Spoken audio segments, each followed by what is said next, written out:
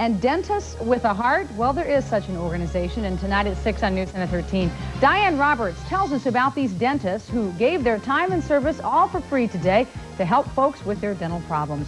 We'll have these stories, Mike Lozano's forecast, and Jeff of the sports, all coming up in 1/2 hour. Is there a deal in the works for the hostages or not? Secretary of State Schultz will have the administration's answer here tonight.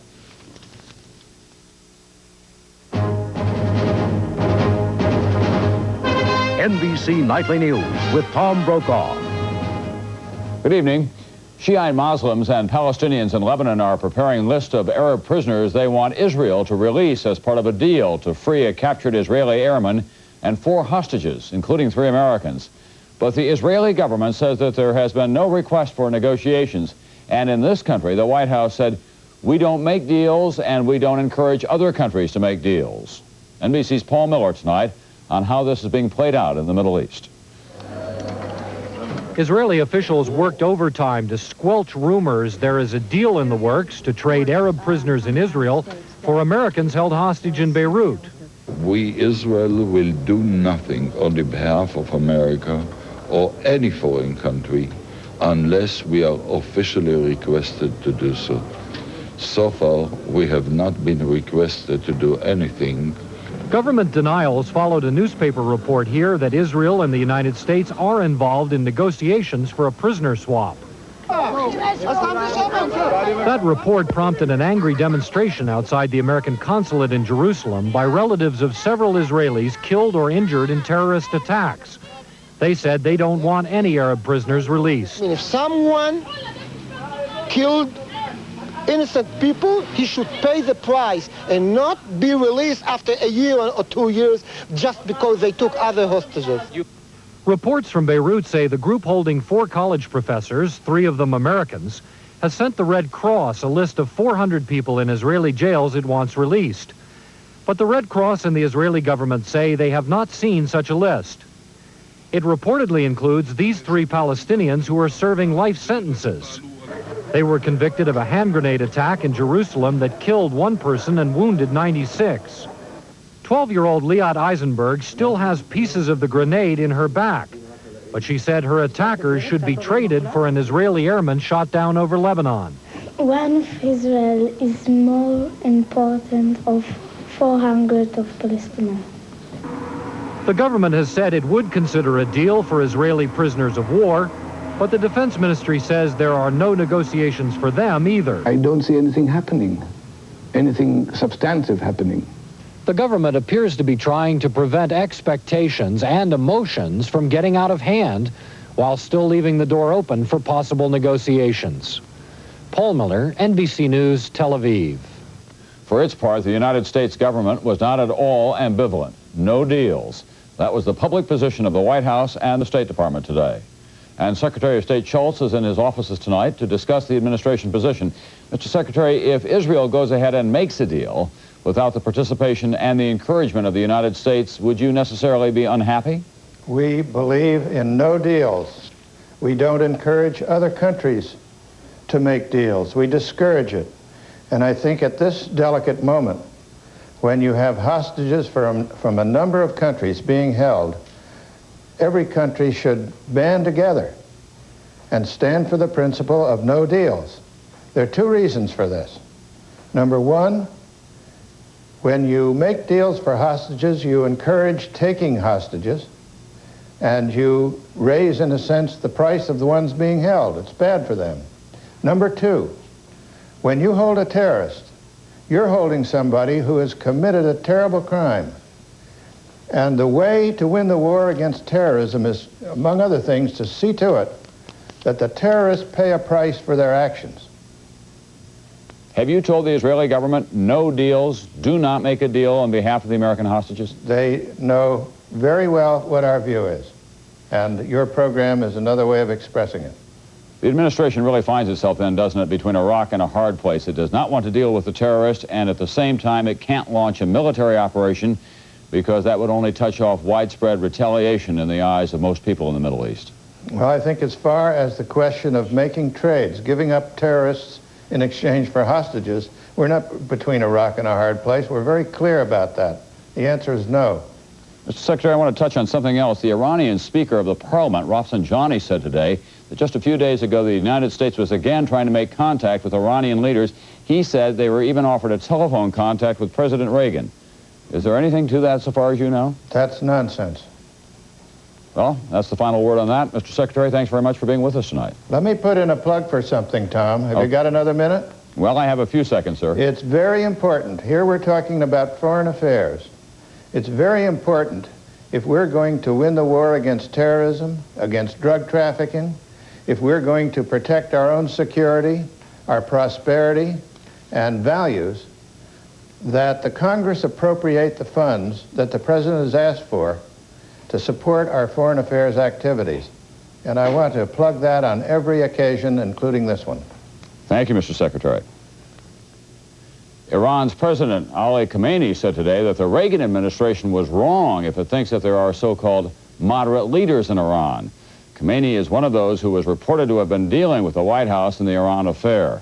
Khamenei made the remarks in a speech celebrating the 8th anniversary of the Ayatollah's rise to power. Thousands of Iranians demonstrated in Tehran and in cities throughout Iran. At the same time, Iraq used the occasion to launch missile attacks on several cities. The Iran news agency said some demonstrators were killed in those attacks. President Reagan today had a 70-minute meeting, his second with the Tower Commission that he appointed after the Iran arms scandal broke. The White House said that Mr. Reagan reviewed National Security Council operations and the development of the Iran policy. It said the commission requested and was granted a one-week extension of the February 19th deadline for completing its investigation. We'll have more news in a moment. Northwest presents mini prices to many places. Mini prices to many places. Many more places than any other airline. Look, they're my parents, and I tell you, they're acting different. I mean, they go dancing. Herbert and Jane dancing. I know, Mother thinks it's fun. She wears eye makeup now. I don't know what's gotten into them. Whose is this? Why don't they act their age? To help them get more out of life, people are eating better. Some have found Kellogg's Product 19, 100% of 12 vitamins and minerals. Feel good about yourself. Tennis? They don't play tennis. Feel like 19 again. Introducing Medipren when your body hasn't got time for the pain. I haven't got time for the pain. No, I haven't got time for the pain anymore. Medipren has ibuprofen, the prescription ingredient recommended by doctors 2-to-1 over aspirin for body pain, including minor arthritis pain. And it's gentler to your stomach than aspirin. I haven't got time for the pain. When your body hasn't got time for the pain, new Medipren from the makers of Tylenol products. Get that toaster fixed yet, dear? Time out for Tetley? When you're all charged up, there's nothing like a relaxing cup of Tetley tea. Time out for tiny little tea leaves in Tetley tea. There has been a great deal of debate in this country recently about the treatment of osteoporosis. That's a sometimes debilitating bone disease that often affects older women. Should calcium and a common hormone be used in preventing the disease? Well, as NBC's Robert Hager reports now, a group of experts today gave these treatments the green light.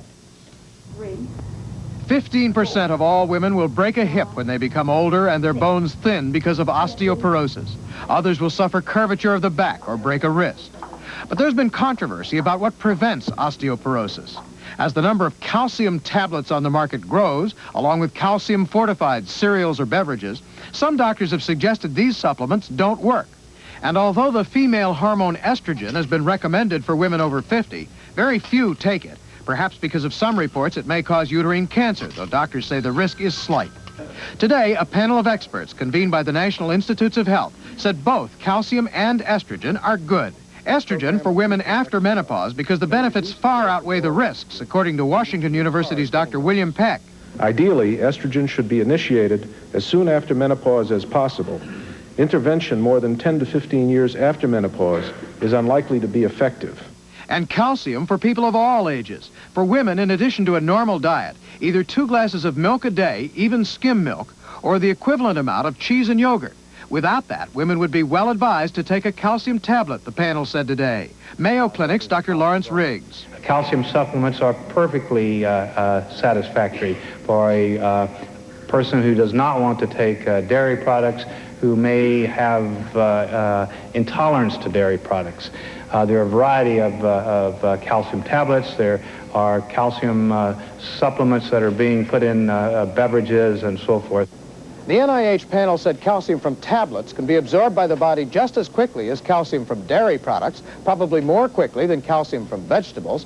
As for side effects, the risk is minimal, even from too much calcium. Robert Hager, NBC News, Washington. With all of the concern about protecting people from AIDS, there's a growing number of AIDS victims who never had a chance to protect themselves.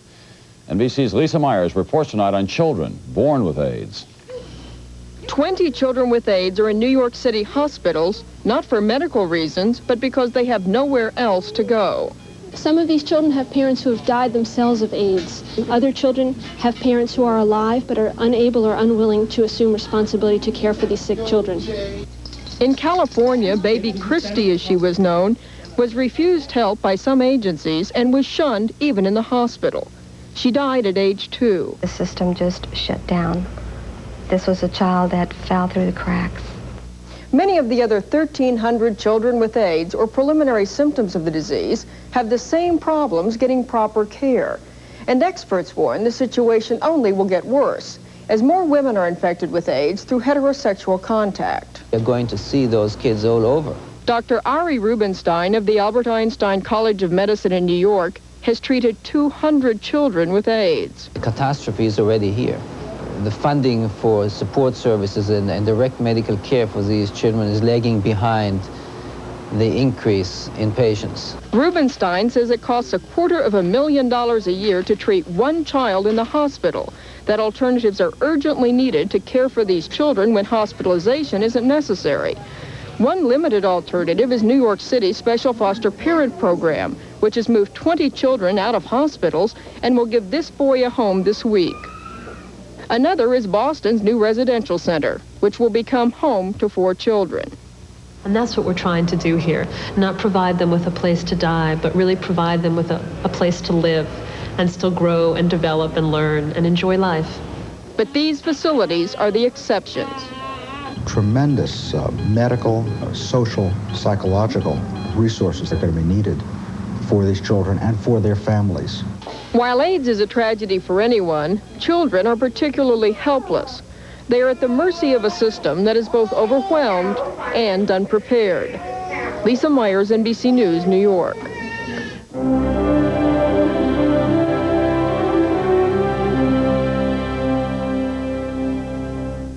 Roses are red, rocks are gray. I bought you Almaden for Valentine's Day. Almaden Champagne, sparkling golden, blush, and introducing new Blanc de Blanc.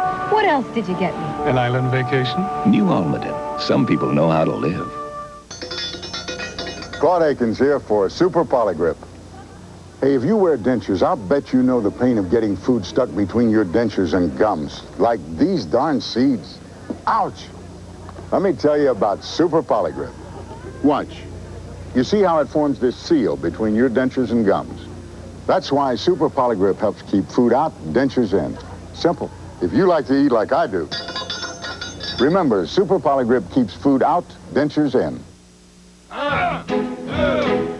In 1981, the French ski team missed an important meet. The U.S. team arrived early. And in 86, the Italians ran into a small problem. The U.S. team arrived early.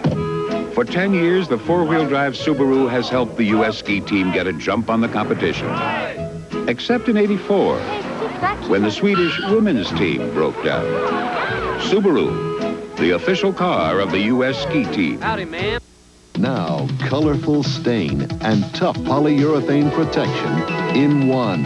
Polyshades by Minwax for a beautiful finish in half the time. Minwax makes wood beautiful. Tonight's special segment, Water War. It's being fought in the American West once again, where water has always been scarce. In recent years, this war has been fought between farm areas and cities, and the cities have been winning. They're getting a bigger share of the western water, but as NBC's Don Oliver reports tonight, there is growing concern that too much of their water is being wasted. Crystal clear well water in the ground for 200,000 or 300,000 years, now pumping into the croplands of Arizona's Avra Valley. But the extent of blooming desert here is shrinking because the nearby city of Tucson is growing. Once irrigated fields are being reclaimed by the desert as the city, reaching out for more water every year, buys up the farmers' water rights. As the years went by, it became obvious that they were going to take our land, probably. Until 2 years ago, John and Nancy Nichols farmed cotton on 800 acres in the Avra Valley. Under increasing pressure from the city, which wanted not their land but the water under it, the Nichols sold, but they really didn't want to.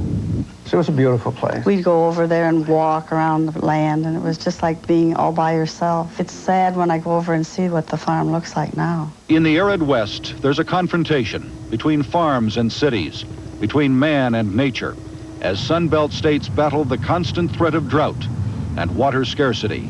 The real people that are going to suffer in the Southwest are the people that haven't been born yet. We're going to leave them a dried up region. Author and conservationist Charles Bowden believes developers are abusing the West's water supply. This is a state full of water gluttons. Who else but an American would go into a desert and build a water fountain that shoots water 500 feet in the air? There's an orgy going on in Phoenix of building lakes. As they build for the swelling population, critics complain that some developers are promoting a tropical island atmosphere, complete with hula dancers, rather than a desert where water is precious. Our seacoast is right back there, you can see as you drive in. Conservationists say the man-made fountains, waterfalls, and lakes don't return water to the soil. Most of it evaporates. More important, they contribute to what is being called an oasis mentality. How do you get people to conserve water when all around them are examples of extravagant and carefree water use? If we don't conserve water, and what will happen is eventually there will be a limit on the growth in Arizona. That we will not allow more growth in Arizona than the water supply can support. But an attempt to limit construction of man-made lakes in Arizona was beaten by pro-development forces in the last legislative session. I don't think we should give the perception to other areas of the country that we're running out of water, because we're not. We're now attracting a great many highly educated people, and we're attracting a lot of industry. And we have the water to take care of all these problems. There was once thought to be an inexhaustible supply of water beneath the high plains of the central U.S. A huge underground reservoir of water, the Ogallala Aquifer, stretching all the way from West Texas to South Dakota. From the 1930s, thousands of wells sucked up water to irrigate crops. The water level dropped dramatically. As the wells have dried up, so has the land, and so have many of the little towns in West Texas. It really was too easy. It looked too much like the Garden of Eden, and farmers simply, they squandered their heritage. It's exactly what happened. In years gone by, powerful politicians from the West convinced Congress to spend billions on dams, canals, and irrigation projects. Now there are new proposals, but the economic and political climate has changed. The areas of the country which have huge population growth on limited water resources are going to have to change the structure of their water usage. They're going to have to become more conservation-oriented. A few blocks from this man-made waterfront in Phoenix, a great Indian civilization flourished 1,500 years ago. There was a drought. The Indians, their canals and waterways disappeared. Without water conservation or limits on growth in this modern era, the desert could once again undo the efforts of man. Don Oliver, NBC News, Phoenix.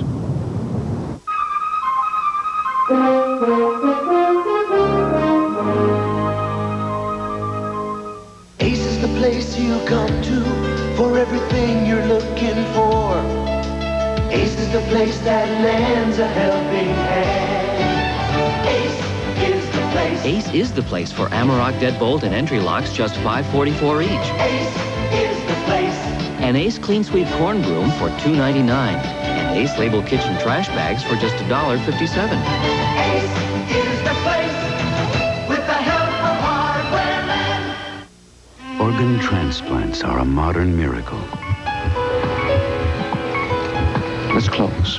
Good thing we found a donor. Can you believe there's a time when people wouldn't even talk about donating organs? But the need is still critical. That's why Dow is funding a major educational effort to encourage organ donation. Mrs. Simpson, Jenny is doing fine. She's a brave little girl.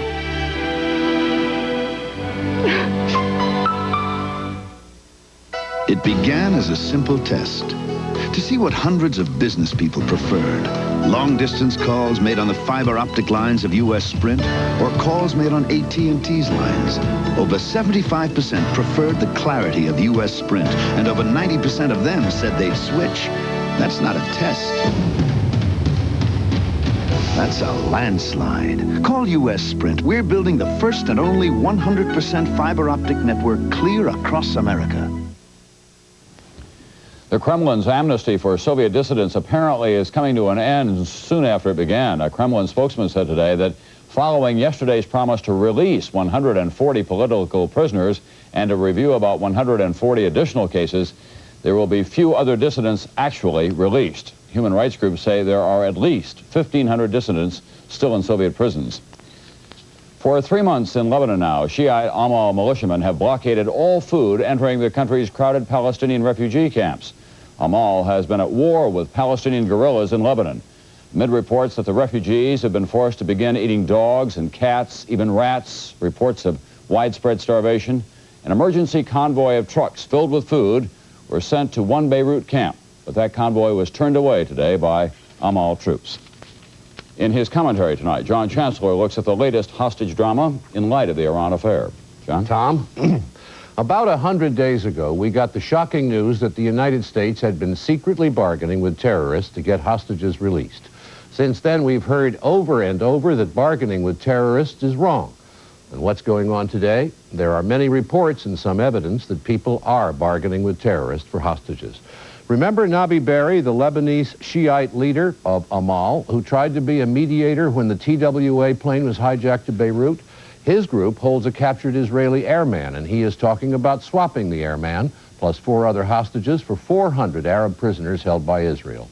The Israeli government, choosing its language with great care, says it won't bargain with terrorists. But Israel says the captured airman is a prisoner of war and says it's all right to bargain for a prisoner of war. The West German government is taking its time about sending an accused Palestinian hijacker to the United States for trial. There are West German hostages in Lebanon, and some bargaining may be going on in that case. The French, as usual, are following their own path.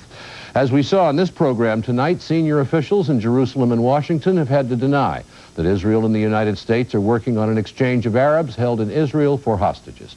2 respectable newspapers reported that this morning, and on it goes. There are 24 foreigners believed to be held in Lebanon, and at least some of their governments apparently are still trying to find a way to pay ransom to the kidnappers who hold them. We should pray for the hostages and grieve for their families. Let's hope all of them are released tomorrow. That would be wonderful. But a question remains. Has anything changed in the last 100 days?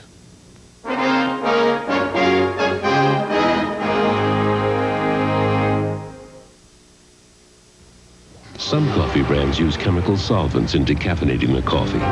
But Taster's Choice does it naturally, using no chemicals, just pure water and oil from the coffee bean itself. The choice for taste is Taster's Choice. Is your breath a little strong? A little embarrassing? Are you tired of avoiding the problem?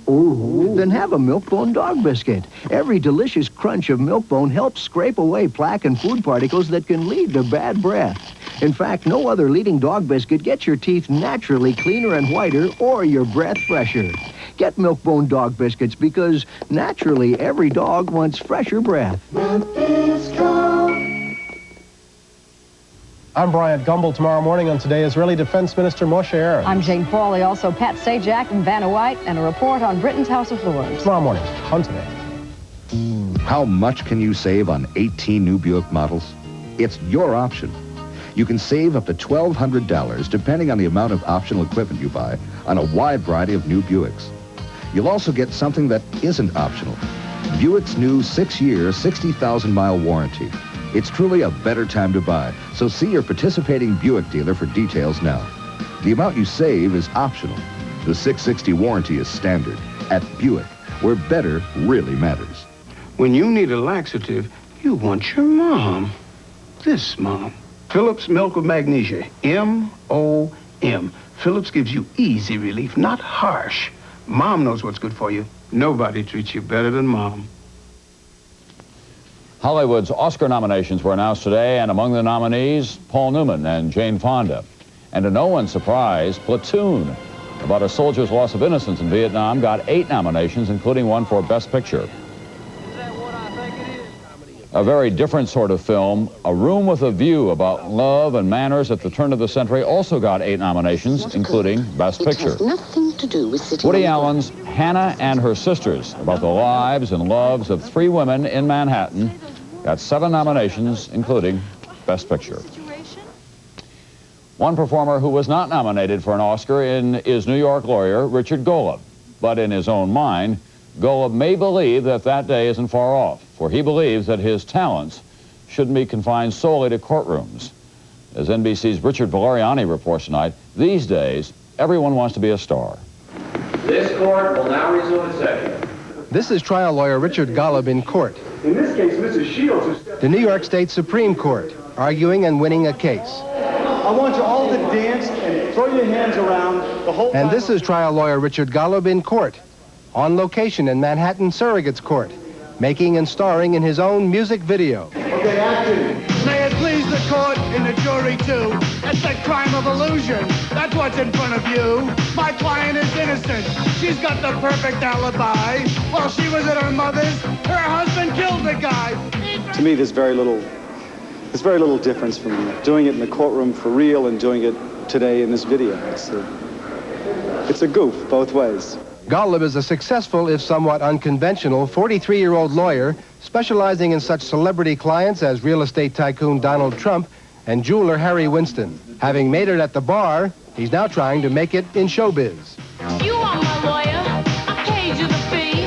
The cops, they say it's murder in the first degree. Now you better get those jurors to disagree. He's just completed his own 4-minute video, He Is My Lawyer, with his band, Power of Attorney.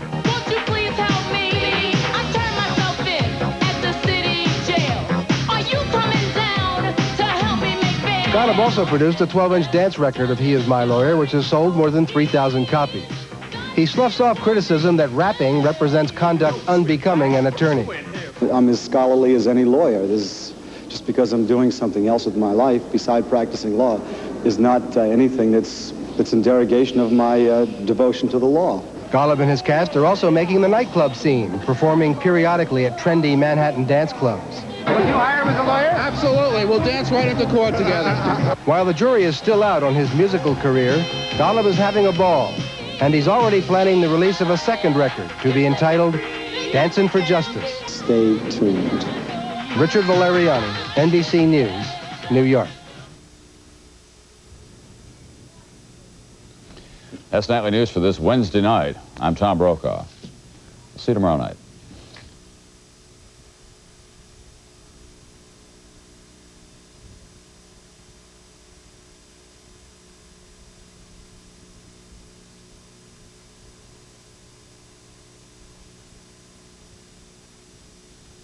Tonight, Loretta goes showbiz. You. But will she bear it just to get national exposure? That's good enough for me. That's my wife. They're the Tortellis. Then on St. Elsewhere, chaos erupts as St. Eligius heads for the auction block. They're going to sell. I suggest you start looking for another job. St. Elsewhere. Tonight.